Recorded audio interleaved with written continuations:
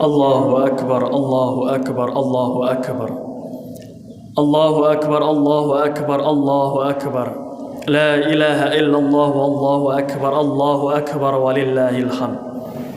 الحمد لله رب العالمين.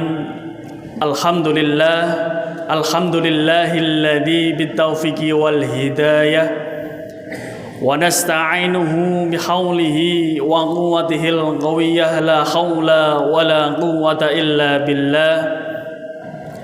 أشهد أن لا إله إلا الله وحده لا شريك له وأشهد أن محمدا عبده ورسوله.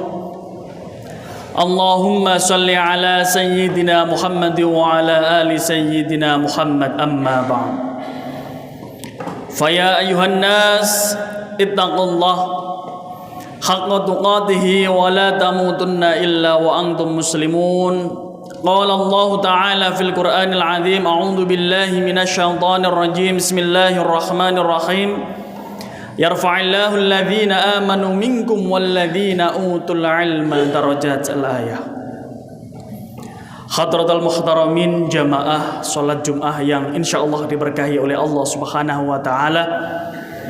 Di siang yang penuh berkah ini, khususnya di bulan yang penuh berkah, bulan Syawal, Idul Fitri, marilah kita senantiasa meningkatkan kualitas iman kita serta takwa kita kepada Allah Subhanahu wa taala. Dengan sebaik-baiknya iman, dengan cara menjalankan segala perintah Allah dan menjauhi segala larangan-larangan Allah Subhanahu wa taala. Insyaallah dengan iman hati kita akan menjadi tenang. Dengan iman hati kita akan menjadi damai. Dengan iman insyaallah hati kita akan menuntun menuju kebahagiaan dunia maupun akhirat. Maka di siang yang penuh berkah ini, khususnya di bulan suci ini, bulan Syawal, hari raya Idul Fitri, hari kemenangan kita, marilah kita senantiasa memperjuangkan keistiqomahan kita, memperjuangkan keimanan kita serta ketakwaan kita kepada Allah Subhanahu wa taala, dan mudah-mudahan kita senantiasa mendapatkan pertolongan Allah. Amin amin ya rabbal alamin. Hadirin jamaah salat Jum'ah yang berbahagia, di bulan yang penuh berkah ini, di hari kemenangan ini, marilah kita senantiasa yang namanya menanamkan konsep rasa sayang, rasa bahagia, rasa cinta terhadap datangnya bulan Syawal ini.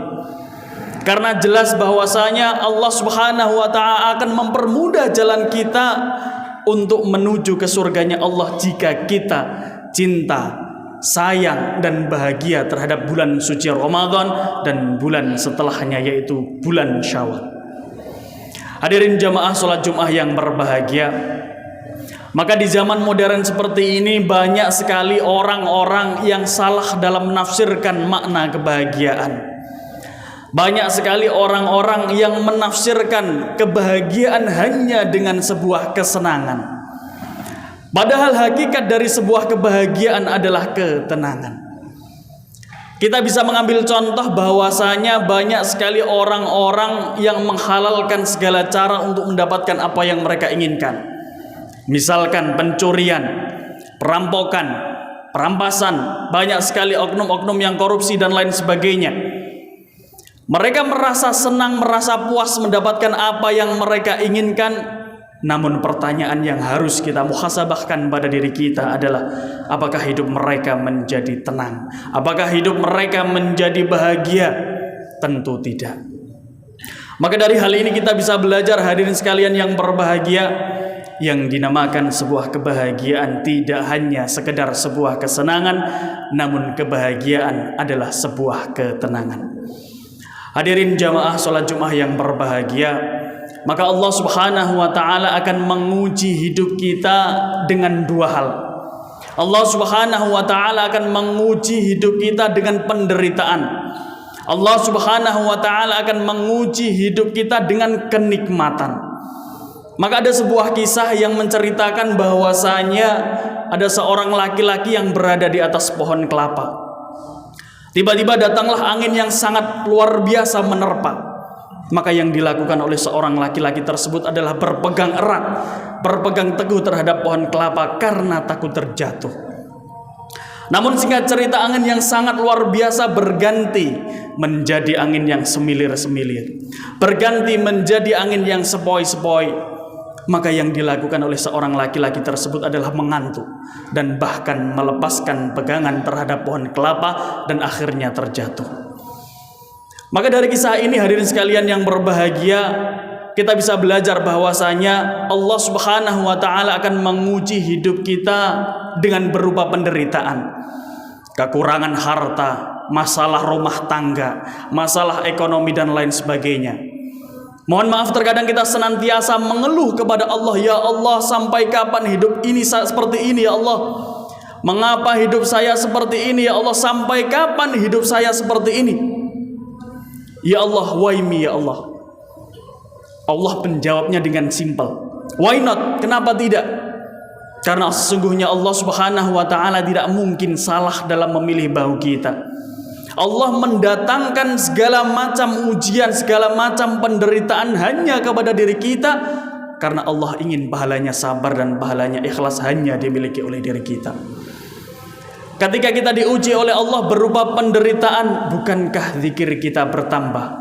Bukankah tahajud kita bertambah? Bukankah kita senantiasa melangitkan doa-doa kita kepada Allah Subhanahu wa taala? Namun sebaliknya, ketika kita senantiasa diuji oleh Allah berupa kenikmatan, harta yang banyak, mobil yang mewah dan lain sebagainya, terkadang kita lupa akan bersyukur kepada Allah Subhanahu wa taala. Maka Nabi Ayub senantiasa diuji oleh Allah selama bertahun-tahun dengan rasa sabarnya. Nabi Sulaiman senantiasa diuji oleh Allah dengan rasa syukurnya. Maka yang harus senantiasa kita lakukan adalah memperbaiki kualitas sabar kita dan syukur kita kepada Allah Subhanahu wa taala. A'udzu billahi minasyaitonir rajim. Bismillahirrahmanirrahim.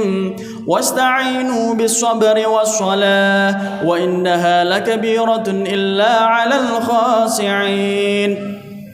Jadikanlah sabar dan salat sebagai penolong kita. Dan dua hal tersebut memang sangat sulit luar biasa kecuali untuk orang-orang yang khusyuk. Jadi ketika kita diberikan ujian oleh Allah, baik berupa penderitaan, baik berupa kenikmatan, yang pertama kali yang harus senantiasa kita lakukan adalah bersabar. Kita terima dulu masalahnya. Kita ikhlas dalam menjalani kehidupan kita kepada Allah Subhanahu wa taala. Wasta'inu bis-sabri was-shalah, yang kedua adalah dirikanlah salat. Kita harus senantiasa mendirikan salat. Mungkin tidak ibadah yang lain dalam ayat ini menerangkan tidak zakat, tidak puasa. Dan kenapa harus salat? Karena sesungguhnya Allah Subhanahu wa taala berjanji pada diri kita, barang siapa yang memperbaiki salatnya, pasti akan kuperbaiki hidupnya. Itu adalah janji Allah Subhanahu wa taala terhadap diri kita. Barang siapa yang memperbaiki salatnya, pasti akan kuperbaiki hidupnya. Dan dua hal tersebut memang sangat sulit luar biasa kecuali untuk orang-orang yang khusyuk. Hadirin jamaah salat Jumat yang berbahagia, maka orang yang bahagia bukan orang yang segala sesuatunya baik, namun orang yang bahagia adalah orang yang mampu melihat hal baik dari segala sesuatu. Orang yang bahagia bukan orang yang segala sesuatunya baik, hartanya banyak, jabatannya tinggi dan lain sebagainya. Namun orang yang bahagia adalah orang yang mampu melihat hal baik dari segala sesuatu. Mereka mampu mengadaptasi kehidupan mereka terhadap jalan dan takdir yang diberikan oleh Allah Subhanahu wa taala. Mengapa orang yang justru berpuasa, khususnya puasa Ramadan, itu senantiasa bersabar? Jawabannya adalah karena mereka yakin bahwasanya azan maghrib pasti datang. Allah Subhanahu wa taala tidak mungkin menciptakan yang namanya puasa Ramadan tanpa merumuskan hari raya Idul Fitri setelahnya. Inna ma'al usri yusra. Allah Subhanahu wa taala tidak mungkin menciptakan yang namanya sebuah kesulitan tanpa merumuskan kebahagiaan setelahnya. Mudah-mudahan di siang yang penuh berkah ini, khususnya di bulan yang penuh berkah ini, di hari raya kemenangan ini, marilah kita senantiasa mempererat tali silaturahim kita, saling memaafkan, saling memohon maaf kepada sesamanya, karena Allah Subhanahu wa taala cinta akan pendosa, akan istighfarnya daripada orang yang soleh yang sombong terhadap amalnya. Mudah-mudahan di siang yang penuh berkah ini kita senantiasa mendapatkan ridho, mendapatkan anugerah, mendapatkan hidayah dari Allah Subhanahu wa taala, dan kelak insyaallah dimasukkan surganya Allah. Amin amin ya rabbal alamin. A'udzu billahi minasyaitonir rajim. Bismillahirrahmanirrahim. Wal 'asri innal insana lafi khusrin illa alladhina amanu wa 'amilus solihati wa tawasaw bil haqqi wa tawasaw bis sabr. Barakallahu li wa lakum bil Qur'anil 'azim wa nafa'ani wa iyyakum min ayatihi wa dzikril hakim. Wa aqulu qawli hadza astaghfirullahal azim innahu huwal ghafurur rahim.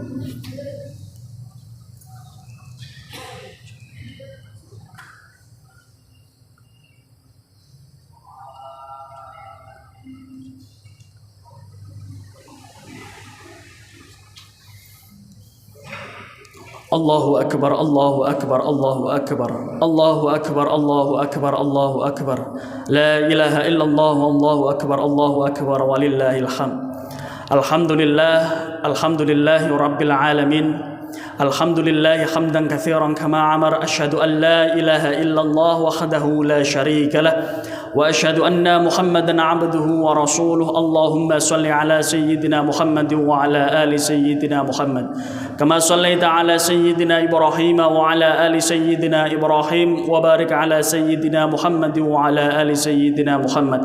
كما باركت على سيدنا إبراهيم وعلى آل سيدنا إبراهيم في العالمين إنك حميد مجيد أما بعد فيا أيها الناس اتقوا الله حق تقاته ولا تموتن إلا وأنتم مسلمون قال الله تعالى في القرآن العظيم أعوذ بالله من الشيطان الرجيم بسم الله الرحمن الرحيم يرفع الله الذين آمنوا منكم والذين أوتوا العلم درجات إذ قال يوسف لأبيه يا أبت إني رأيت 11 كوكبا والشمس والقمر رأيتهم لي ساجدين إن الله وملائكته يصلون على النبي يا أيها الذين آمنوا صلوا عليه وسلموا تسليما اللهم اغفر للمسلمين والمسلمات والمؤمنين والمؤمنات الأحياء منهم والأموات اللهم إني أسألك حسن الخاتمة اللهم ارزقني توبة نصوحا قبل الموت اللهم يا مقلب القلوب ثبت قلبي على دينك اللهم إني أسألك علما نافعا ورزقا طيبا وعملا متقبلا يا الله ربنا آتنا في الدنيا حسنة وفي الآخرة حسنة وقنا عذاب النار عباد الله إن الله يأمرنا بالعدل والإحسان وإيتاء ذي القربى وينهى عن الفحشاء والمنكر والبغي يعظكم لعلكم تذكرون واذكروا الله يذكركم واشكروه على نعمه يزدكم ولذكر الله أكبر أقم الصلاة